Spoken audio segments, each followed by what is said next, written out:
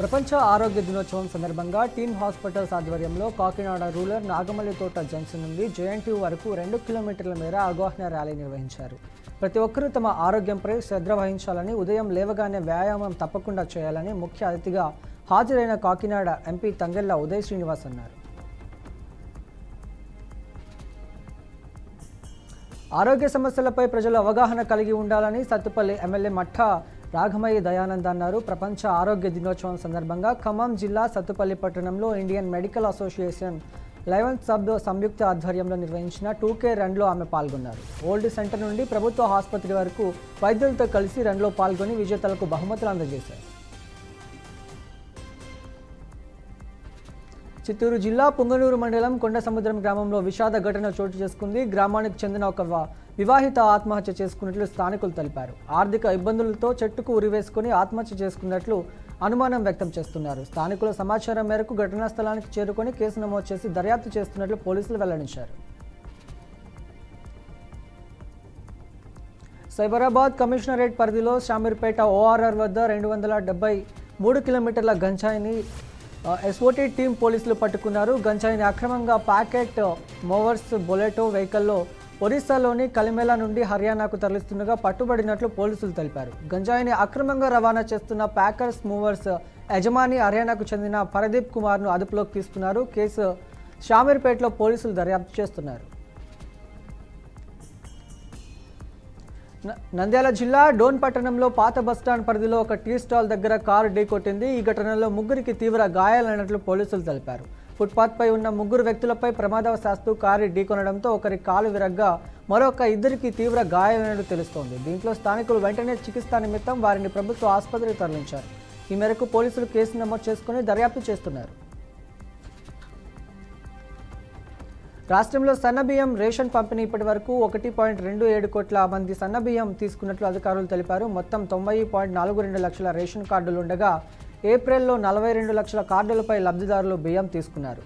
ఈ 6 రోజుల్లోనే 8.75 లక్షల క్వింటాల బియ్యం సరఫరా చేస్తున్నారు. పలు చోట్ల రవాణా సాంకేతిక సంస్థలతో పంపిణీ నెమ్మదిగా కొనసాగుతున్నా ఈ నెల 15 లోపు పూర్తవుతుందని అధికారులు వెల్లడించారు.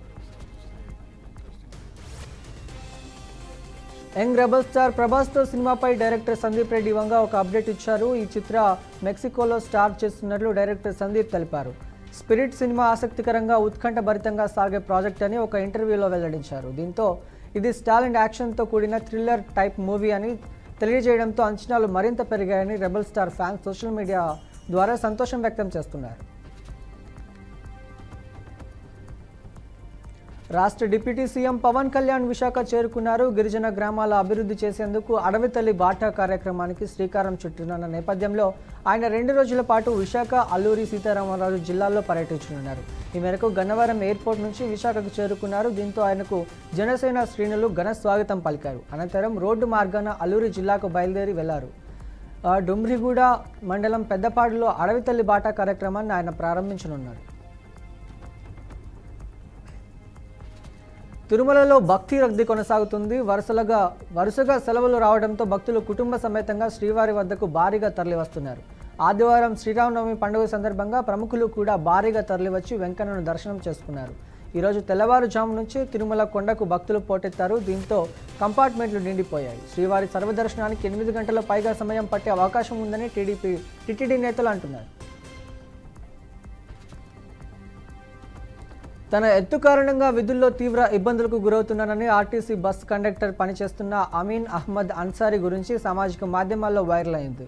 ఇతని పరిస్థితి గురించి ముఖ్యమంత్రి రేవంత్ రెడ్డి, మంత్రి పొన్నం ప్రభాకర్ దృష్టికి చేరింది. అతని ఎక్స్ వేదికగా మంత్రి పొన్నం ప్రభాకర్ ఒక ఆఫర్ ఇచ్చారు. సీఎం రేవంత్ రెడ్డి సూచనల మేరకు అతన్ని ఆర్టీసీలో సరైన ఉద్యోగం ఇవ్వాలని టీఎస్ఆర్టీసీ ఎండీ సజ్జనార్కు మంత్రి పొన్నం ప్రభాకర్ ఎక్స్లో ట్యాగ్ చేశారు. మంత్రి ట్వీట్ చేయడంపై తక్షణమే స్పందించి అవకాశం కల్పించిన మంత్రికి సీఎం రేవంత్ రెడ్డికి నెటిజన్లు కృతజ్ఞతలు తెలిపారు. శ్రీరామనవమి సందర్భంగా హైదరాబాద్లోని పాత బస్తీలో హిందూ సంఘాలు నిర్వహించిన శ్రీరాముని శోభాయాత్ర అంగరంగ వైభవంగా జరిగింది. ఇందులో భాగంగా బీజేపీ ఎమ్మెల్యే నిర్వహించిన ర్యాలీ భారీ జనసందోహంతో నడుమ ఎటువంటి ఇబ్బందులు తలెత్తకుండా విజయవంతమైంది. ఈ సంవత్సరం శ్రీరామనవమి ఊరేగింపు 15 సంవత్సరాల రికార్డులన్నింటినీ బద్దలు కొట్టడం ద్వారా కొత్త చరిత్ర సృష్టించిందని రాజాసింగ్ అన్నారు. ఈ కొత్త చరిత్రకు కారణమైన రామభక్తులు, తల్లులు, సోదరీమణులకు మొత్తం హిందూ సమాజానికి నా హృదయపూర్వక కృతజ్ఞతలు తెలియజేస్తున్నానని అన్నారు. ఇటీవల కాలంలో అభిమానం హద్దులు దాటుతోంది. తమ హీరో కోసం అభిమానులు చేసే పనులు ఆశ్చర్యాన్ని కలిగిస్తున్నాయి. ఇక సినిమాలు రిలీజ్ సమయంలో అయితే పెద్ద పెద్ద కటౌట్లు ఏర్పాటు చేసి అందరూ దృష్టి పడేలా చేస్తున్నారు. Tamil star Ajith Good Bad Ugly అనే సినిమాతో ఈ నెల 10వ తేదీన చిత్రంలో అభిమానుల్ని పలకరించబోతున్నారు. సినిమాలో రిలీజ్ దగ్గర పడుతుండడంతో ప్రమోషన్ స్పీడ్ పెంచారు. నెలైన రోజుల్లో బిజినెస్ సినిమా అజిత్ కోసం 285 అడుగుల ఎత్తైన కటౌట్ ఏర్పాటు చేసింది. అయితే అది కుప్పకూలింది. దీంతో అక్కడ ఉన్న అభిమానుల త్రుటిలో పెను ప్రమాదం నుంచి తప్పించుకున్నారు. ఈ ప్రమాదంలో ఎవరికి ఎలాంటి ప్రమాదం జరగలేదు. ఇక ఈ కటౌట్ ప్రమాదానికి సంబంధించిన వీడియో నెటిజన్లో వైరల్ అవుతుంది. జపాన్లో ఒక మెడికల్ ట్రాన్స్పోర్ట్ హెలికాప్టర్ కూలింది. ఈ ఘటన పేషెంట్లు ఆసుపత్రికి తీసుకెళ్తున్న సమయంలో జరిగింది.